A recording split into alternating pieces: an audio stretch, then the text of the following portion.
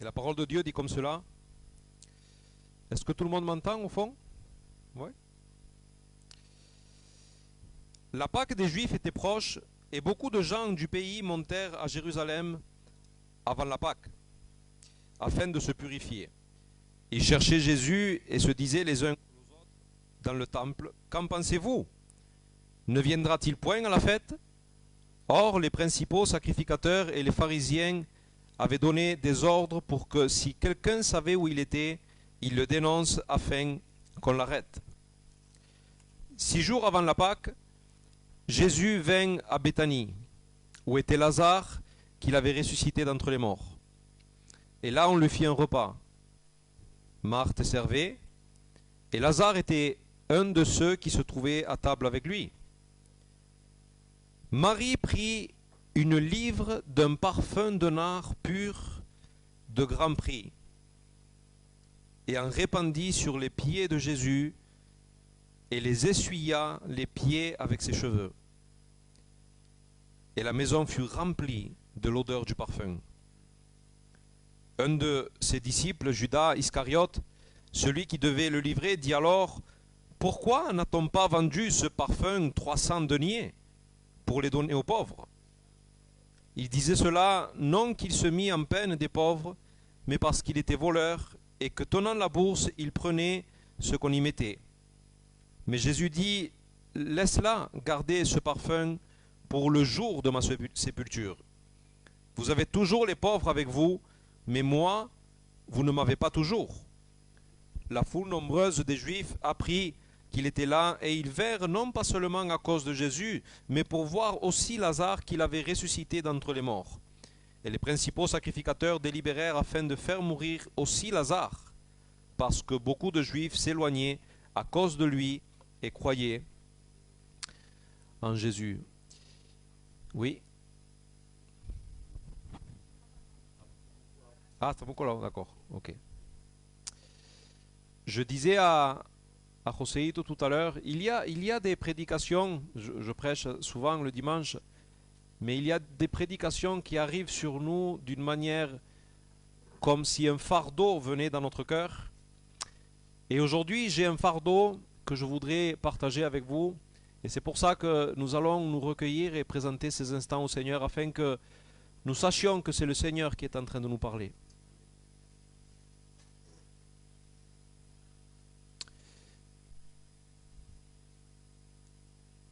Nous voulons te rendre hommage, ô majesté sublime, roi des rois, seigneur des seigneurs. Depuis que tu nous as sauvés, Seigneur, nous voulons que tu sois notre gloire, que tu sois notre tout. Père, nous savons que tu veux glorifier ton Fils, nous savons que c'est ta volonté, et c'est ce que nous voulons essayer de faire aujourd'hui. Seigneur, je veux prêcher comme une dévotion à toi. Je veux rendre mes hommages au Seigneur. Et si quelques personnes seraient conquises par la personne de ton Fils, Seigneur, combien je serais heureux. Je te prie, Père, que tu manifestes ton salut. Sauve-nous de notre apathie. Sauve-nous de ce gâchis. Et que nous puissions vivre des vies qui valent la peine d'être vécues. Viens au milieu de nous, Seigneur. Au nom de Jésus. Amen. Aujourd'hui, dans cet auditoire, il y a deux sortes de personnes. Deux styles de vie différents. Et certainement, tu es dans l'un ou dans l'autre case. Dans la première colonne, il y a ceux qui vivent autour de leur moi. Ceux qui vivent autour de leur propre personne. C'est un style de vie qui est plié sur son propre ventre, sur ses propres intérêts, sur ses propres ambitions, sur ses propres projets. De comment cet univers est en train de tourner pour mes intérêts. C'est une dévotion sans réserve à ma propre personne. Et pour ces personnes-là, ce style de vie, c'est la vraie vie, que tout tourne autour de moi. Mais selon la parole de Dieu, cette vie-là, c'est la mort. C'est la misère, c'est la ruine. C'est le malheur, c'est l'enfer. Mais il y a une autre catégorie de personnes, et j'espère que la plupart d'entre nous sommes dans cette catégorie-là. Il y a ceux qui, leur vie gravite autour de la personne de Jésus. Leur vie est une adoration, une dévotion à Jésus. Jésus est le centre de leur univers. Et ce style de vie, la Bible l'appelle la vie éternelle, la vie abondante, la vie pleine, la vie satisfaisante. Gloire, honneur et immortalité. La question ce matin pour chacun d'entre nous, c'est dans quel des deux groupes nous appartenons. Nous allons voir que ces deux styles de vie, dans le passage d'aujourd'hui, vont être exposés. Et comme je disais, j'ai un fardeau dans le cœur et je voudrais vraiment que certains d'entre vous puissent être gagnés par ce passage à une vie radicalement dévouée au Seigneur Jésus-Christ, à une vie sans réserve, une dévotion extravagante pour l'unique personne pour laquelle cela vaut la peine vivre et pour laquelle cela vaut la peine mourir. Donc je ne peux pas trop m'attarder dans le contexte, je vais dire quelques mots brièvement, je voulais en dire plus mais je veux me centrer sur la scène qu'il va y avoir. Mais nous sommes dans le chapitre 12 et nous sommes dans la dernière ligne droite du ministère public de Jésus. Jésus vient de ressusciter Lazare et l'incrédulité est en train de monter, le rejet est en train de monter et à la fin du chapitre 12 vous allez voir que Jésus finalement se retire définitivement de son ministère public. Mais ce n'est pas toutes les personnes qui ont réagi de la même manière au miracle de Lazare.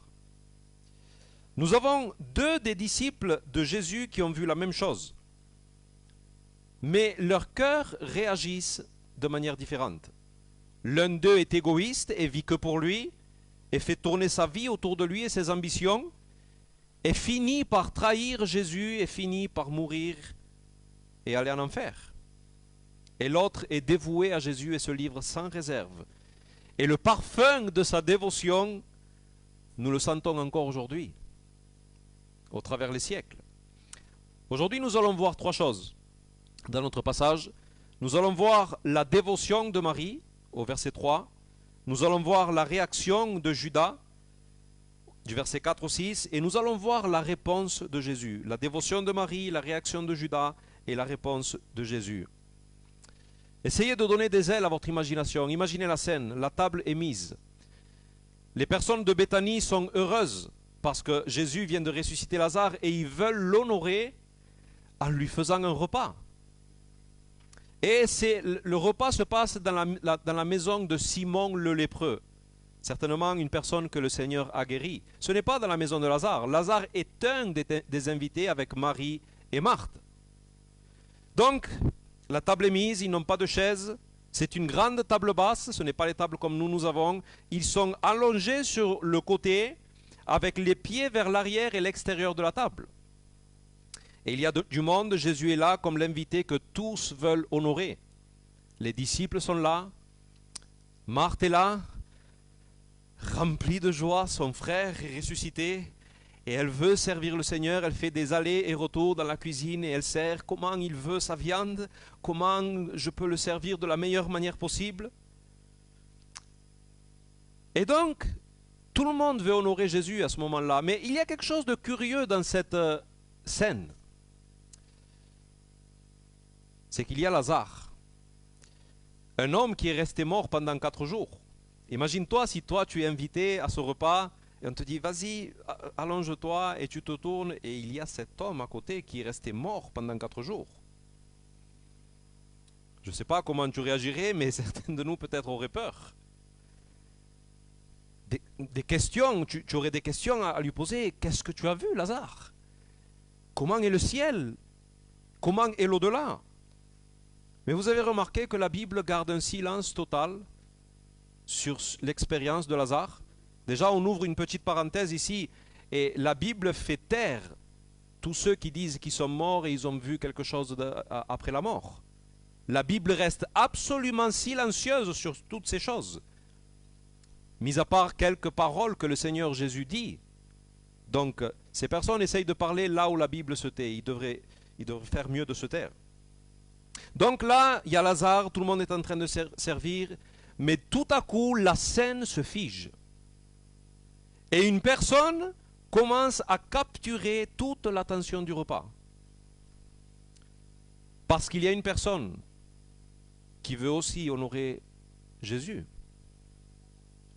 C'est Marie, la sœur de Lazare. Mais la manière de comment elle va honorer Jésus va faire partir en éclats tout ce qui a été vu jusqu'à maintenant. Tout ce qui est raisonnable, tout ce qui est sensé, tout ce qui est modéré, elle va exploser les limites. Et elle va marquer les esprits de tout ce qui était présent ce jour-là et jusqu'à maintenant aujourd'hui. Sa dévotion va nous marquer, comme j'espère que le Seigneur le fera au travers de ce passage. Au verset 3, nous lisons « Marie prit une livre d'un parfum de nard pur de grand prix, en répandit sur les pieds de Jésus et lui essuya avec ses cheveux. Et la maison fut remplie de l'odeur du parfum. » Il faut que nous comprenions quelque chose ici, c'est que c'est Dieu qui est en train de parler au travers de cette scène. Dieu veut nous communiquer quelque chose au travers de la dévotion de Marie. Et il parle de manière très frappante en disant « Regardez comment vous devriez être dévoués à mon Fils ». Et nous pouvons faire 4 observations sur la dévotion que Marie a envers Jésus. La première, c'est qu'elle dévoue à Christ ce qu'elle a de plus coûteux sans rien en retenir. Elle dévoue à Christ ce qu'elle a de plus coûteux sans rien en retenir. Marie prit une livre d'un parfum de nard pur de grand prix. Le parfum de nard, qu'est-ce que le parfum de nard? Le nard est une huile rare, parfumée, qui est extraite d'une racine et d'une plante qui venait d'Inde. Mais le texte nous dit que c'était du parfum de nard pur. Ce n'était pas de moindre qualité. Il n'était pas dilué, il était pur. Pour vous, les sœurs, vous savez que quand vous allez dans une parfumerie, qu'il y a un parfum, vous avez l'eau de toilette, et vous avez ensuite l'eau de parfum. Et est-ce qu'il y a quelque chose de plus concentré? Il y a l'extrait de parfum même. Eh bien, c'est ce que le texte est en train de dire ici. Un parfum de nard pur. Maintenant, quelle était la quantité? Ce n'était pas 50 ml, ce n'était pas 100 ml. Le parfum que Marie est en train d'apporter faisait 350 millilitres. 350 ml. J'étais en train de regarder au jour d'aujourd'hui sur les parfums qui sont chers. J'ai regardé un parfum qui est ancien mais qui est très connu. C'est le parfum Chanel numéro 5. Vous savez qu'une eau de toilette de 100 ml fait 142 €. 100 ml de eau de parfum fait 164 €. 30 ml, c'est petit ça les sœurs, 30 ml de parfum pur de Chanel fait 340 €. Et ils vendent aussi les grands extraits de parfum Chanel de 450 ml, 5000 €. Ok? Eh bien, le parfum que Marie est en train d'apporter à Jésus, c'est un parfum de 350 ml de parfum de nard pur. Et Judas calcule qu'il vaut plus de 300 deniers. Un denier, c'était le salaire journalier d'une personne en Israël. Cela veut dire que le prix de ce parfum était 1 an de salaire. Cela veut dire que pour être équivalent au jour d'aujourd'hui, cela pourrait représenter entre 20 et 25 000 €. Vous vous souvenez de la multiplication des pains qu'il y a 5000 personnes sans compter les femmes et les enfants? Il y en a un qui dit comme ça: Seigneur, pour alimenter ces 20 000 personnes, en quelque sorte, il nous faudrait plus de 200 deniers. Ce parfum-là coûtait 300 deniers. Avec la vente de ce parfum, on aurait pu alimenter plus de 20 000 personnes. D'où Marie sort-elle ce parfum? On sait que c'est commun pour que les femmes aient un parfum, mais personne ne se promène avec un parfum qui coûte 20 000 euros.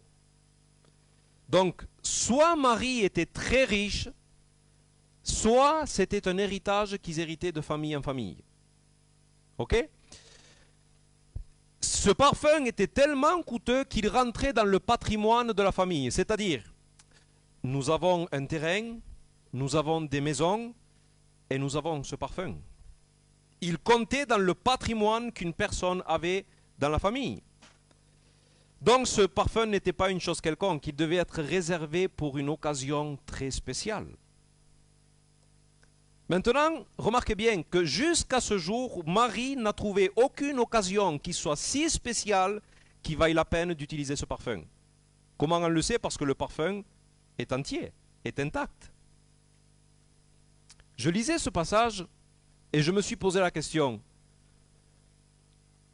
est-ce que Marie n'aimait-elle pas son frère Lazare? La question c'est oui, nous avons vu qu'elle l'aimait.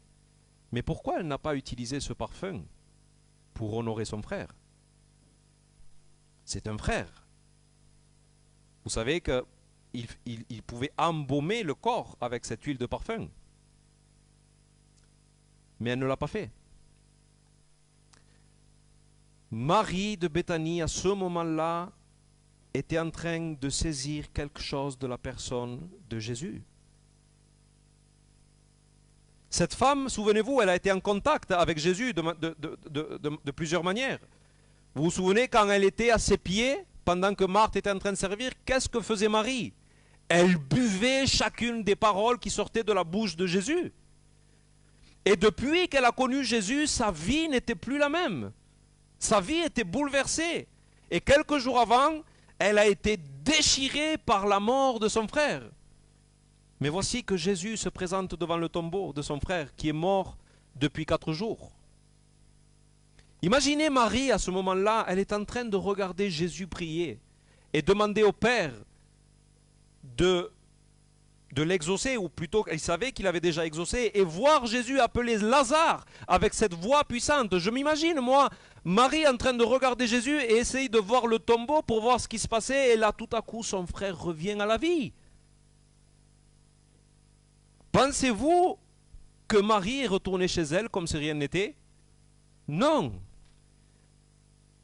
Marie commence à voir de plus en plus clair sur qui était cet homme.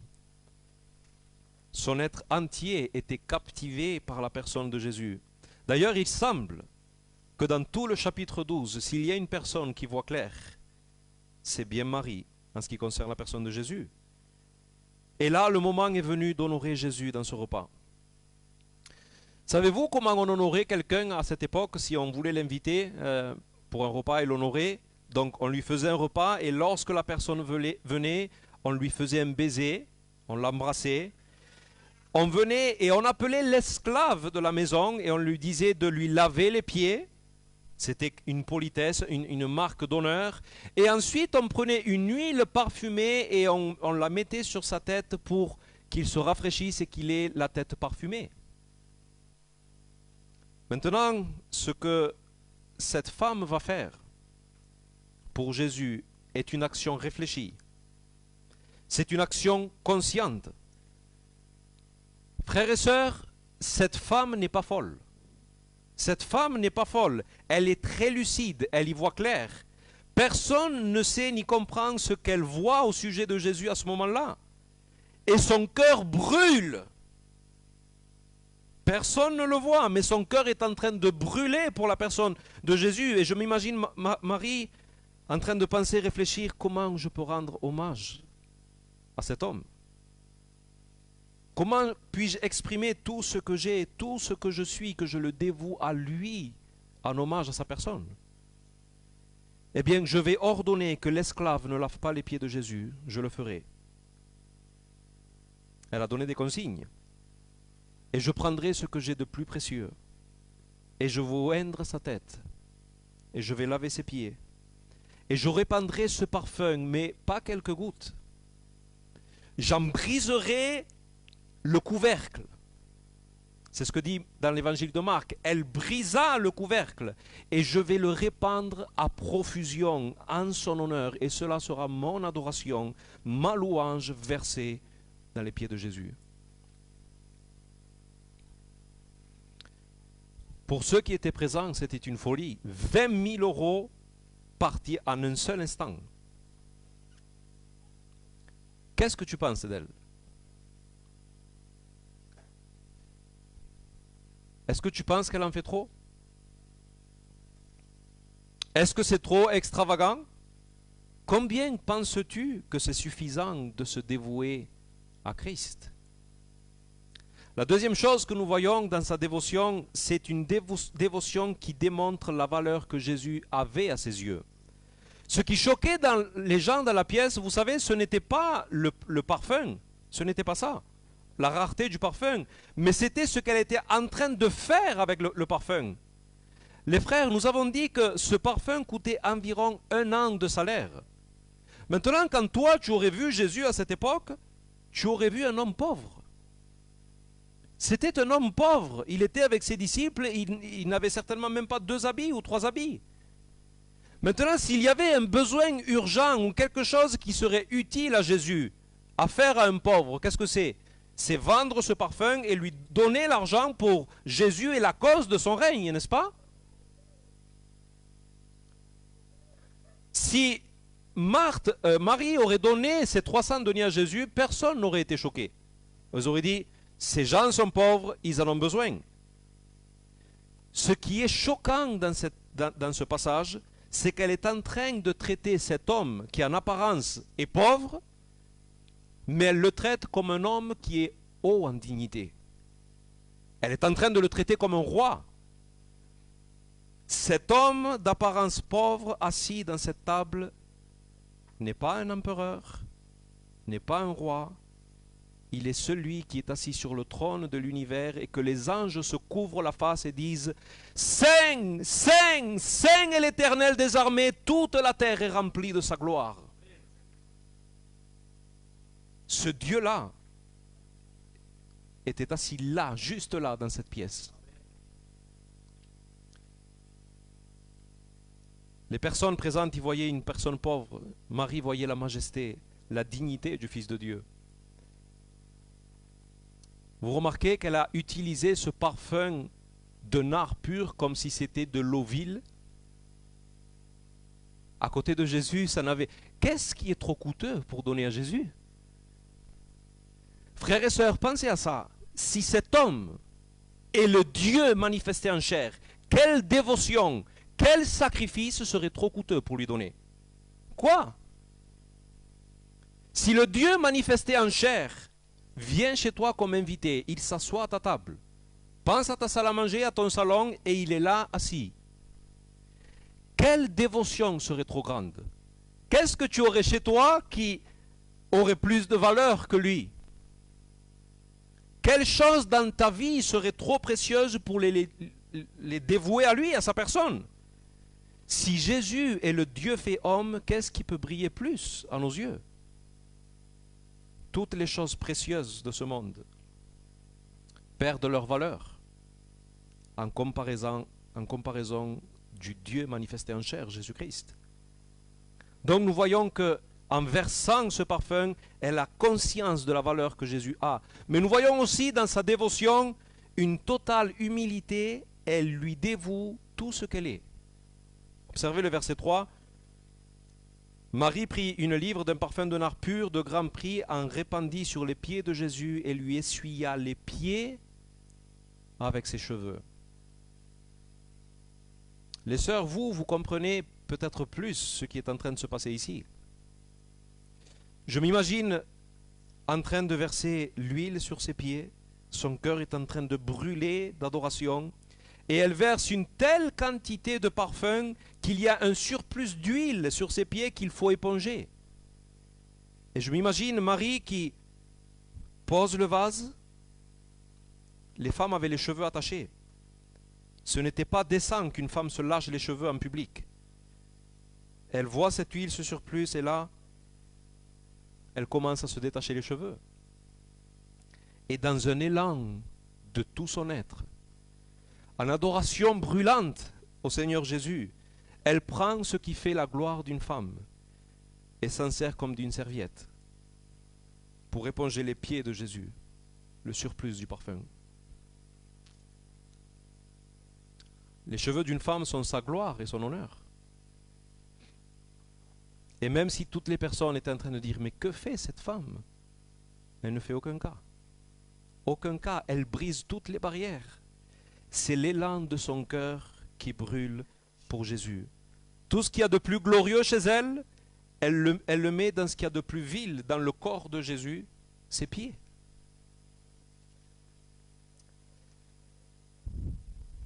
Une dévotion humble qui ne réserve rien de sa personne pour le Seigneur Jésus. Mais nous voyons un quatrième élément dans sa dévotion, c'est que sa dévotion va affecter toute la maison. Il est écrit « Et la maison fut remplie de l'odeur du parfum ». C'est uniquement l'évangile de Jean qui met ce détail. Dans les deux autres, il n'y a pas ce détail. La dévotion de Marie n'a laissé personne indifférent. Tous ont bénéficié de l'odeur de ce parfum. Et cela est une réalité aussi pour les personnes qui se dévouent à Christ de tout leur cœur. Est-ce que tu as déjà été avec une personne qui a un cœur passionné pour Jésus? Une personne dévouée? Qu'est-ce que cela te fait? Cela t'affecte. Cela te bénit. Cela attire et captive ton cœur. Une vie de dévotion qui va bénir d'autres personnes. Frères et sœurs, je ne sais pas comment je pourrais graver dans votre cœur cette vérité, mais une vie vécue dans un total dévouement pour Christ est l'unique vie qui a un vrai sens. L'unique vie. Toute autre sorte de vie est un gâchis. Les frères, je suis en train de vous dire quelque chose qui vient de la part de Dieu au travers de ce texte. Les hommes de ce monde vivent pour avoir de la réputation, pour avoir du succès, des richesses, ils veulent manger le monde. Et ils pensent que c'est ça la vraie vie.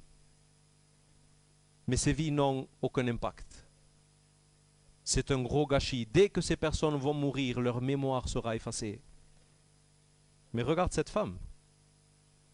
Dans un village qu'on ne connaît même pas, nous entendons encore le parfum de sa dévotion venir jusqu'à nous. Dans Marc 14, verset 9, il est écrit « Je vous le dis en vérité, partout où la bonne nouvelle sera prêchée dans le monde entier, on racontera aussi à mémoire de cette femme ce qu'elle a fait. » Frères et sœurs, voici une personne qui a rendu hommage à Christ, a exprimé sa dévotion et son amour en donnant ce qu'elle avait de plus précieux. Elle lui a donné tout sans réserve, dans un acte d'humiliation, et elle a béni les autres. Voici une vie qui tourne autour de Jésus. Ma question est, comment et autour de quoi tourne ta vie? Mais voici que l'attitude de Marie va exaspérer les personnes qui sont là-bas. La dévotion exaspère ceux qui nous entourent.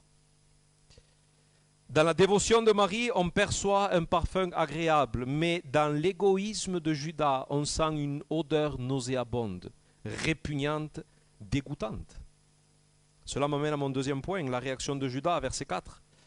Un de ses disciples, Judas Iscariote, celui qui devait le livrer, dit alors « Pourquoi n'a-t-on pas vendu ce parfum 300 deniers pour les donner aux pauvres ?» Il disait cela non qu'il se mit en peine des pauvres, mais parce qu'il était voleur. Et que tenant la bourse, il prenait ce qu'on y mettait. La réaction de Judas est en train de révéler la basse estime qu'il avait de Jésus. Cela est en train de révéler son hypocrisie, la cupidité de son cœur, l'ambition, l'égoïsme qui était en train de dominer son cœur. Premièrement, on voit l'estime qu'il avait de Jésus. Pourquoi n'a-t-on pas vendu ce parfum 300 deniers pour les donner aux pauvres? Imagine Judas. Comment tu l'imagines, Judas, dans cette scène? Judas était présent quand Lazare a ressuscité ou pas? Est-ce qu'il était présent? Oui, il était présent. Il a vu la voix de Jésus triompher sur la mort. Mais là, il voit entrer Marie. Et à votre avis, où se tournent les yeux de Judas? Ils sont captivés par le vase que Marie tient dans sa main. Il ne voit pas le parfum. Il voit les billets. Les deniers, un an de salaire, 20 000 euros, qui peut être offert, qui va peut-être être offert à Jésus en don, et ils vont entrer dans la bourse dans laquelle lui, il est le gérant. Et il doit se frotter les mains. Mais tout à coup, cette dévotion extravagante de Marie, tout cet argent part en fumée en quelques secondes sur les pieds de Jésus. Maintenant, c'est important de comprendre, dans l'évangile de Marc et de Matthieu, il est écrit que les disciples, dont Judas particulièrement, c'est lui qui a commencé, ils étaient devenus furieux. Furieux. Cela est mal. Une chose que tant de valeur soit utilisée pour honorer Jésus. C'est un énorme gâchis, quelle perte! Imagine que quelqu'un, un couple, t'invite à manger chez lui pour t'honorer. Ça fait longtemps qu'il ne t'a pas vu. Et cette personne est en train de garder une bouteille très précieuse dans sa cave pour le jour où toi tu viendrais. Et le jour où tu arrives, le mari sort cette bouteille et c'est un Romanée Conti. Peut-être vous ne connaissez pas ce vin, mais c'est un vin qui coûte environ 10 000 euros. Ok? Il sort un Romanée Conti, il ouvre la bouteille et il commence à te servir. Et imagine que sa femme, à côté, commence à devenir furieuse. Et dit, mais pourquoi as-tu sorti cette bouteille pour cette occasion? Comment tu réagirais? Tu te sentirais mal à l'aise, n'est-ce pas? Cette femme serait en train d'exprimer que l'invité n'est pas aussi spécial pour l'honorer avec ce genre de bouteille. Lorsque Judas dit que c'est un gâchis de vouloir honorer Jésus avec ce parfum, nous avons un aperçu de l'estime qu'il y a dans son cœur. Jésus n'a pas la même valeur dans le cœur de Judas que dans le cœur de Marie, n'est-ce pas? Malgré tout ce que Judas avait vu, son cœur n'était pas captivé et saisi d'amour pour Jésus. Ce qui brillait dans cette pièce pour Judas, c'était le parfum. Ce n'était pas Jésus, celui qui triomphe de la mort par une seule parole. Vous voyez la folie? Ce qui brille pour Judas, c'est la valeur du parfum. Frères et sœurs, écoutez ceci, c'est très important. Parce que l'estime que nous avons pour Jésus se mesure par combien tu crois que Jésus mérite les choses les plus précieuses dans ta vie, que tu lui dévoues à lui. L'estime que tu as de Jésus se mesure pour toutes les choses précieuses qu'il y a dans ta vie, comment tu penses qu'il mérite que tu lui dévoues à lui complètement. Qu'est-ce que nous avons de précieux dans notre vie? Notre santé, nos forces, notre énergie, le temps, notre argent. L'estime que tu as de lui se mesure par combien tu lui dévoues ces choses à lui. C'est simple. C'est facile. Il y a des personnes qui voient des chrétiens se dévouer corps et âme au Seigneur Jésus et ils se disent « Oh, il en fait trop. C'est trop. Il ne faut pas être fanatique quand même. Il faut être équilibré. » Vous avez déjà entendu cette parole? Il faut être équilibré pour le Seigneur Jésus. Écoutez ce que dira un commentateur, Ryle, sur ce passage. Si quelqu'un donne de son temps, de son argent, de ses affections aux choses du monde, il n'est pas critiqué. Il ne trouve rien de mal à se donner au service de l'argent, du plaisir, mais si la même personne se donne avec tout ce qu'elle a au Christ, il ne manque pas de mots pour exprimer son opinion, que c'est un non-sens, qu'il a perdu la tête, qu'il est fou, qu'il est fanatique, qu'il est enthousiaste, qu'il est trop vertueux et qu'il est un imbécile, extrémiste. En bref, considérez que c'est un gâchis. Et écoutez cette dernière phrase. Un cœur froid retient la main. Si ton cœur est froid pour Christ, tu vas avoir du mal. Ta main sera comme un frein à main pour ta vie. Lorsqu'une personne est en train de retenir son énergie, de son temps, de son argent pour Jésus et sa cause, cela est le signe d'un cœur qui est froid pour Jésus. Cela est le signe d'un cœur où Jésus ne brille pas. C'est le signe d'un cœur qui ne palpite pas pour Jésus, mais qui palpite pour les choses du monde. Laisse-moi te poser une question. Tu crois que c'est une perte de temps lorsque le temps que nous avons est dévoué à Jésus? Est-ce que c'est une perte de temps de passer des heures dans la parole de Dieu? Dans la prière? Certains de vous, vous venez de loin. Est-ce que c'est une perte de temps de faire de la route chaque semaine pour être avec le peuple de Dieu?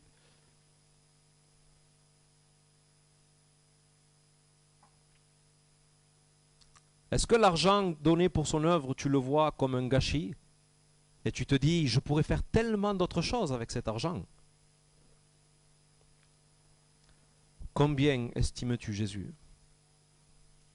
La réponse se trouve dans combien tu crois qu'il est digne et qu'on lui dévoue ce que nous avons et tout ce que nous sommes. Mais nous voyons aussi que dans la réaction de Judas, ça c'est incroyable. Il essaye de couvrir son amour pour l'argent par une façade de prudence et modération. Il aime l'argent, mais il dit qu'il veut être prudent et modéré. Verset 5. Pourquoi n'a-t-on pas vendu ce parfum 300 deniers pour les donner aux pauvres? Il disait cela non qu'il se mit en peine des pauvres, mais parce qu'il était voleur et que tenant la bourse, il prenait ce qu'on y mettait. Je suis en colère, car on aurait pu faire tellement de choses pour l'œuvre de Dieu, précieuse. Je veux aider les pauvres, moi. Je me soucie d'eux, de leurs biens. Menteur, hypocrite, avare. Judas ne se met pas en peine des pauvres, Judas se met en peine pour lui. Il se soucie de lui. Judas veut camoufler sa cupidité, son avarice, son égoïsme avec un manteau de fausse générosité. Il n'y a pas de prudence dans cette dévotion. Marie a pété les plombs. C'est pas modéré, ce n'est pas sage. Il faut être sage dans la vie. Vous avez remarqué qu'au milieu de ce repas où plein de personnes ont expérimenté la grâce de Dieu, il y en avait un qui n'avait pas été transformé par la grâce, qui était totalement étranger à la grâce de Dieu dans son cœur. C'était un hypocrite avare au milieu de personnes qui vraiment aimaient Jésus et croyaient en lui. Est-ce qu'il y aurait dans notre communauté ici un hypocrite sous couverture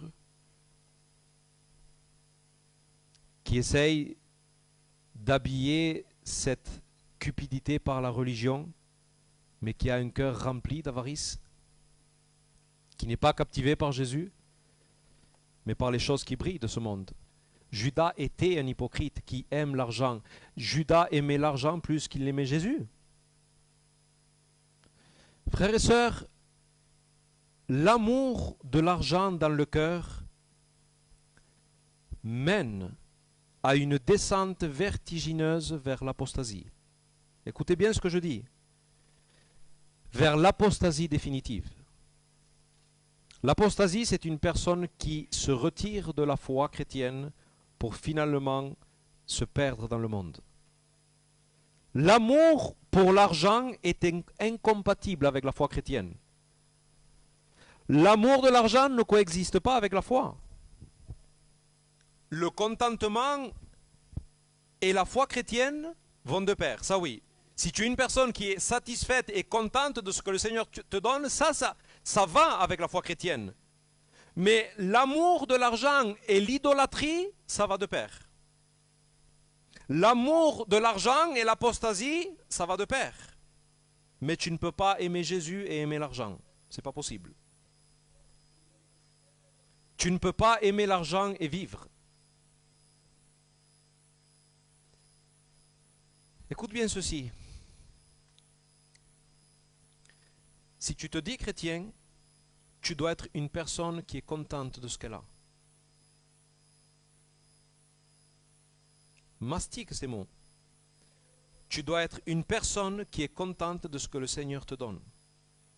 Mais si tu te dis chrétien et que tu aimes l'argent, tu es sur une voie glissante qui va te mener en enfer. Regardez ce que Paul va dire à Timothée dans le chapitre 6 de son épître, au verset 6. C'est en effet une grande source de gain que la piété avec le contentement. Car nous n'avons rien apporté dans le monde, et il est évident que nous ne pouvons rien emporter. Si donc nous avons la nourriture et le vêtement, cela nous suffira. S'il te plaît, pose-toi cette question. Sois honnête, ne te mens pas. Ne t'escroque pas, ça sert à rien. Est-ce que c'est une chose que tu te dis, si j'ai la nourriture et le vêtement, cela me suffit, et mon cœur est rempli de joie? Parce que ça, c'est la foi chrétienne. Je ne m'invente pas. C'est ce qui est écrit dans le texte. Mais écoute maintenant la suite. Mais ceux qui veulent s'enrichir tombent dans la tentation, dans le piège et dans beaucoup de désirs insensés et pernicieux qui plongent les hommes dans la ruine et la perdition. Car l'amour de l'argent est une racine de tous les maux. Et quelques-uns, en étant possédés, se sont égarés loin de la foi. Vous voyez ce que je vous ai dit? Descente vertigineuse. Et se sont jetés eux-mêmes dans bien des tourments. Mais pour toi, homme de Dieu, fuis ces choses. Fuis. Parce qu'elles vont t'attraper. Fuis ces choses, sinon tu vas t'éloigner définitivement. Recherche la justice, recherche la piété, la foi, la charité, la patience et l'amour. Fuis ces choses. Je t'en supplie, fuis l'avidité, fuis de vouloir t'enrichir, fuis le luxe, fuis l'extravagance, fuis la vanité, fuis l'opulence, fuis cette manière de faire étalage de tout ce que tu as. Fuis ces choses, tu vas finir dans la destruction. C'est incompatible avec la foi chrétienne. Frères et sœurs, Dieu parle ce matin. Dieu parle au travers de ce livre, et il parle parce qu'il vous aime. Il vous aime, il veut vous sauver. Il veut vous sanctifier, il veut rendre cette église belle, sainte, sans rides, sans tache. Une église qui est comme un flambeau au milieu de ce monde qui est corrompu et pervers. Écoutez ce que Dieu dit aujourd'hui au travers de sa parole. Judas aimait l'argent. Et on voit aussi qu'il vivait pour ses ambitions égoïstes. Judas, à ce moment-là, voit toutes ses ambitions et attentes partir en fumée. Complètement. Il pensait que Jésus était un libérateur politique, le Messie. Il a vu faire des choses extraordinaires. Si c'est lui le Messie, je veux être dans le cercle intime de Jésus. Moi, je ne veux pas me perdre cette place. Je veux ma place dans le futur royaume de Dieu. Mais Jésus n'a pas répondu à ses attentes. Depuis qu'il est avec Jésus, il vit le jour. Il vit comme un pauvre, itinérant. Et il est en train de voir ses ambitions partir en fumée. Judas est en train de dire quelque chose comme « Jésus n'est pas le libérateur que j'espérais. Cet homme n'a pas l'intention de nous libérer de Rome. Il fuit la foule. Quand on veut le faire roi, il s'en va. » Jésus n'arrête pas depuis des jours, je ne sais pas ce qu'il a, il n'arrête pas de parler de sa future mort, je vais mourir. 3 ans que je suis avec lui, je n'ai rien tiré de Jésus. Il ne m'a rien apporté du tout. À quoi me sert un Christ mort? À rien. Judas voulait de Jésus tant qu'il lui servait à obtenir ses ambitions terrestres et charnelles. Mais voici que ce dernier incident va être déclencheur pour Judas. quand il va voir cette énorme perte d'argent, furieux, vous savez ce qu'il veut? Il veut une compensation. La rage de cette perte l'amène à trahir Jésus pour obtenir 30 pièces d'argent, 1000 euros. Ah, tu me fais perdre 20 000 euros. 3 ans que je suis avec toi. Non, je vais te soutirer quelque chose. Dans Matthieu 26, 14, alors l'un des 12, appelé Judas Iscariote, alla vers les principaux sacrificateurs et dit, que voulez-vous me donner? Et je vous le livrerai. C'est après cet événement. Cet homme vivait pour lui. Et quand Jésus ne sert plus ses intérêts, alors il le vend pour la misère, pour une misère. Sa convoitise, ses ambitions égoïstes, son amour pour l'argent. Vous savez ce que Judas est en train de faire ici? Il est en train d'ouvrir la porte à Satan. Vous vous souvenez de ce texte d'Éphésiens qui dit de ne pas se coucher sur sa colère? Pourquoi? Parce que sinon nous donnons accès au diable. Eh bien, Judas, en voyant cette perte lui échapper, est rempli de colère et voit partir toutes ses ambitions. Et Satan prend le contrôle de lui pour le mener à sa perte. Dans l'évangile de Luc, à ce moment-là, il est écrit « Or, Satan entra dans Judas » surnommé Iscariote. Et Judas alla s'entendre avec les principaux sacrificateurs, les chefs et les grands sur la manière de le livrer. Frères, vous avez vu le contraste? Une odeur nauséabonde dans le cœur de Judas, comparée au parfum de la dévotion de Marie. Vous savez que Marie n'aurait jamais vendu n'aurait jamais vendu Jésus pour 30 pièces d'argent? Vous en êtes sûr de ça? Oui, dans le passage c'est clair, rien pour elle ne brille plus que Jésus. Il n'y a rien qui soit trop coûteux pour le dévouer à Jésus. Et les personnes comme elle ne sont pas une proie pour le diable. Non. Ces personnes-là sont loin d'être sur la pente de l'apostasie. Mais si tu es une personne qui vit pour toi, que tes ambitions tournent autour de ta personne, si tu aimes l'argent, si ton cœur est captivé par ce qui brille dans ce monde, pour ce que le monde fait étalage, eh bien tu vas par le même chemin que Judas. Je t'en supplie, je t'en supplie. Quelle folie de continuer vers cette voie. Peu m'importe le nombre d'années que tu te dis chrétien. Quelle folie, repens-toi. Détourne-toi de cette voie, tu vas mourir, tu vas périr. Voyons notre dernier verset, je suis sur la dernière ligne droite, ça va être beaucoup plus bref. Que pense Jésus d'une telle dévotion? Est-ce raisonnable ou pas? Regardez la réaction de Jésus, verset 7. Mais Jésus dit, laisse-la garder ce parfum pour le jour de ma sépulture. Vous avez toujours les pauvres avec vous, mais moi, vous ne m'avez pas toujours. Jésus est en train d'approuver l'action de Marie. Jésus est en train de dire, cette sorte de dévotion, elle est convenable et elle est faite au bon moment. Il dit deux choses ici. C'est une belle action et elle est faite au bon moment. Et au moins pour 3 raisons. C'est une belle action et faite au bon moment. La première des choses, elle est faite au bon moment parce que c'est une consolation pour Jésus avant sa mort. Vous savez, frères et sœurs, on n'imagine pas ça, mais Jésus est à 1 semaine de mourir.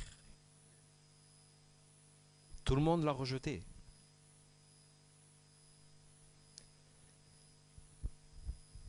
S'il y a quelqu'un qui a versé sa vie en libation pour le Père, c'est bien lui. Tout. Mais du rejet.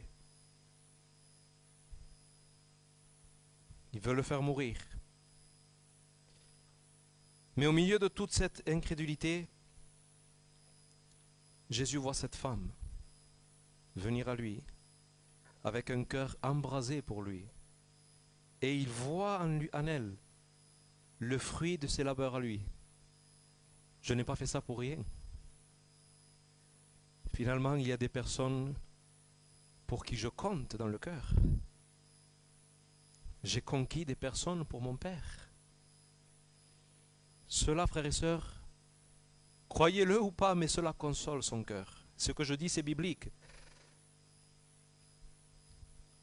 La Bible dit, il verra le fruit de l'affliction de son âme, dans Ésaïe 53, et il sera satisfait. Quand Jésus voit ta dévotion, quand Jésus voit comment tu te livres à lui, que tu te livres sans réserve, son cœur se réjouit. Je n'ai pas fait ça pour rien.